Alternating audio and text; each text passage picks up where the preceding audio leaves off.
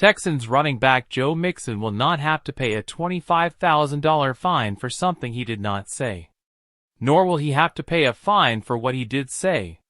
Mixon won his appeal of the fine he received in late January for comments he made about officiating after the Texans' divisional round loss to the Chiefs.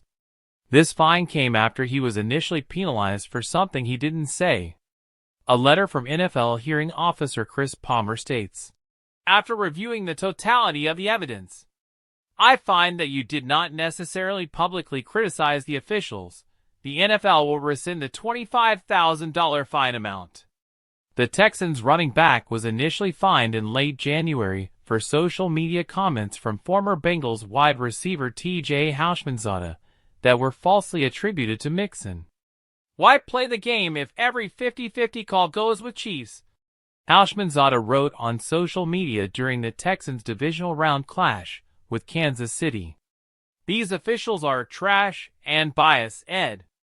According to Mixon and his agent, Peter Schaefer, the NFL included Houshmandzadeh's quote, which it attributed to Mixon, in its justification for the acceptable 1 month ago. "I'm getting fined by the NFL for what someone else said," Mixon posted on social media at the time. "What's next? They fined me for Connor McDavid cross-checking an opponent in a NHL game. Facepalm emoji." After a brief review, the NFL reissued the fine for Mixon's comments after the Texans' loss, which included a couple of controversial calls against Houston.